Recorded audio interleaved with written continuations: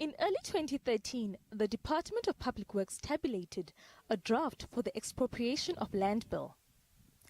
The bill seeks to provide for the expropriation of property for public purpose or in the public interest. This is subject to just and equitable compensation. The proposed law was first introduced in 2008, but was later withdrawn after clauses that removed the rights of landowners to approach the courts were criticized for being unconstitutional. A later version of the draft bill recognizes the influence of the courts in expropriation matters.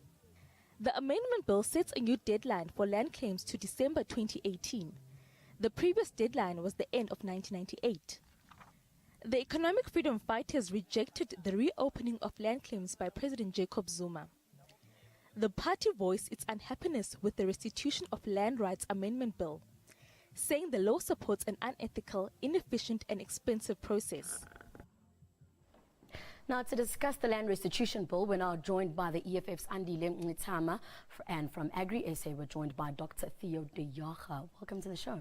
Thank you. Now, Andile, just to start with you, we know that the first cardinal pillar of the EFF is to expropriate land without compensation. Can you just take us through how exactly that would work? There are basically two main arguments for land redistribution without compensation. The first is a historical one. Land in South Africa is stolen property. 1652 arrival of Jan van Riebeeck and his men and the mayhem that they caused throughout our country. All of it was about taking land by force, turning black people, Africans, into workers and slaves in mines and kitchens and so on. So there's a historical question. There is no dispute about this question, that land in South Africa is historically stolen, and the whole liberation struggle was about resolving this question. So how do you buy back stolen property? That's the first. And there is an economic argument as well, that agriculture in South Africa contributes less than 5% to the GDP. It has not resolved the issues of food security in terms of feeding our people. And it is environmentally even degrading. So there are two main reasons for this. We have not heard up to now why should land be bought. Why? There is no economic, political, ethical reason for that. And for the EFF, it's a very simple matter. All land should belong to the state, and those who need land, both black and white, will apply. In a licensing type situation where 25 years you will have the use of land after having said why you need that land. And how you get it is as easy as a grant.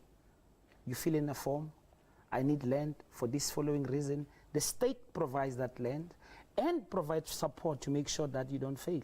It is not a complicated matter at all. It is just the problem we've had up to now is one of cowardice on the basis of the ruling party. 20 years later, only 8% of the land has been bought for about 50 billion rand. That money could have been used differently. And we are not even talking about this, the conditions of farm workers who remain slaves, landless, and they are primary producers in this country. For EFF, they will be part of the legitimate beneficiaries of land redistribution. And then we are done with the historical question of white supremacy, racism, antagonism, apartheid, and so on.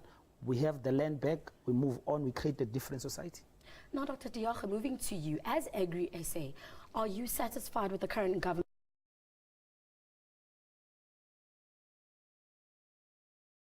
Beneficiaries of land redistribution. And then we are done with the historical question of white supremacy, racism, antagonism, apartheid, and so on. We have the land back, we move on, we create a different society.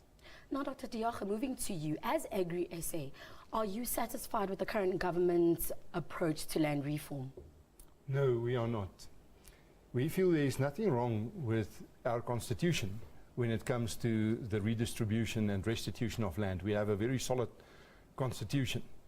There's nothing wrong with the laws governing either redistribution or restitution. We have good laws. The crisis is with the implementation of it. As Andile has said, 20 years later, and they've spent 77 billion rand. They've already spent half of the total value, market value of land, and yet only about 7% have been transferred. We say the problem was not with the willing seller principle, it was with an incompetent buyer. Right now, Dr. Diaga mentioned the Constitution. Can you please take us through the process of changing the Constitution? Because I know as the EFF, you approached government in terms of using part of your 6% in changing the Constitution. Can you just briefly take us through that? We have to be clear about the foundational question, and that is land theft. Land property is stolen property, land in South Africa. Once you accept this proposition, then you say, what is the mechanism to redress, which is going to make sure that you don't perpetuate this theft by buying stolen property. We say Section 25, as it is currently structured, does not allow for expropriation without compensation. It allows for expropriation, but with compensation. And if that happens, of course, ultimately you will pay more or less the market-related prices, which would not work for the kinds of arguments that we're putting forward. The unfortunate thing is this. The ANC has not even tested the limits of its own policy within the Constitution, because it has not gone out and be aggressive to use its own policies, which we believe are based on the wrong premise, because they don't take care of these historical questions that we put forward. So we have said, nevertheless, 20 years later, let us correct this matter. Together, let us be national leaders who deal with the historical question, and we have a two-thirds majority to amend Section 25. We expropriate land without compensation. We finish this question. This question, land question, must be dealt with and speedily. We can't drag it any much longer. Now, Dr. Diaga, would you say that the willing seller, willing buyer approach is sustainable? I'm saying this because sellers aren't always willing to let go of their land.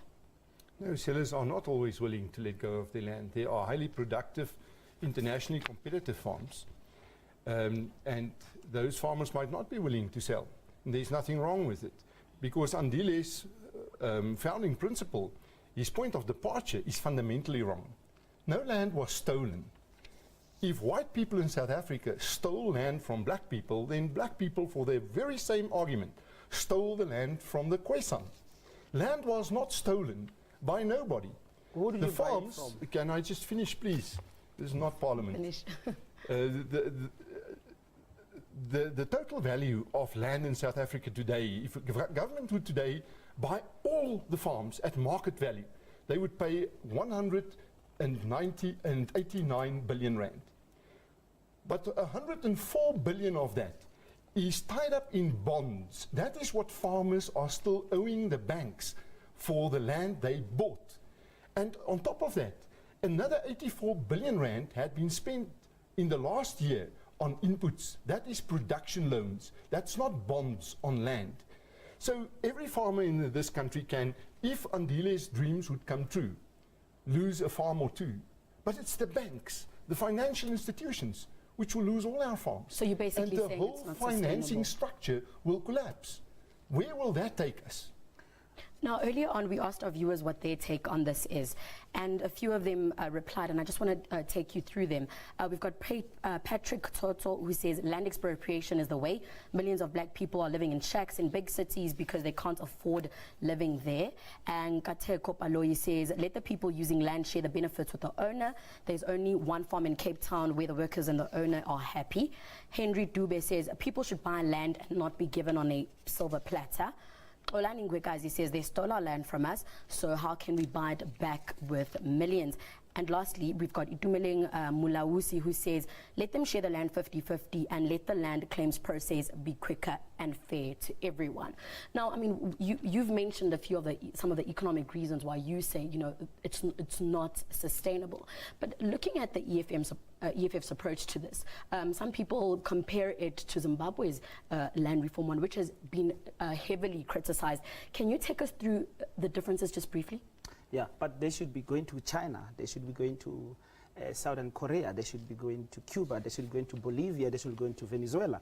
All of these countries have undertaken massive land redistribution, most of them without compensation. We are not talking about something which has not happened historically. And look at those economies, even Japan, by the way, 1945, to build an economy that is sustainable, where inequalities are reduced, you have to necessarily massively redistribute land, and this is what we're going to do. But let me also deal with this question.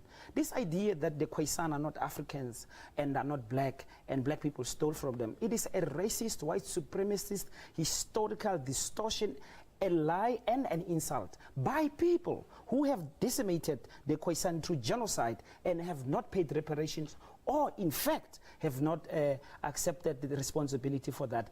The Khoisan must be firstly get reparations, and secondly it must be understood the Khoisans are just like a Xhosa group or a Pedi group. They are Africans from this continent, and we could not steal from ourselves. And these beneficiaries of genocide to come and talk like this is a further insult, but they can do that because they own our land, our stolen property.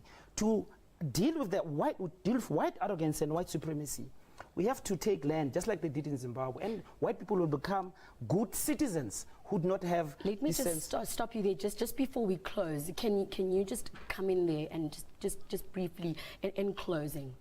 A farm is much more than just a piece of land. The problem with the current land reform program is that we have reduced too many farms to just a piece of land again. More than 50% of all the farms which have been transferred in restitution in Gauteng has been abandoned by the new owners. Of the new claims that came in since the reopening of redistribution, 95% of the claimants claim financial compensation, because farming is not just another business which takes care after itself. It's a highly competitive, high-tech international market that needs to be addressed. And on Dile's argument, he's actually against agriculture as such, as if South Africa was not up to now a self-sufficient country. We are not only self-sufficient, we are a net exporter of food, and only 35,000 commercial farmers today feed 50 billion people, a ratio of one farmer to feed 1,500 people 3 times a day, 365 days per year. Nowhere in the world can they achieve that. Our dream is that black farmers start to enter the commercial arena and start to make profits from the land they get restituted or through redistribution, and not be dumped into poverty again by just putting them on a piece of land. All right, so I'm going to have to stop you there. Clearly the land reform debate is one that needs to be taken further, but thank you so much for joining us on Your World. Thank you.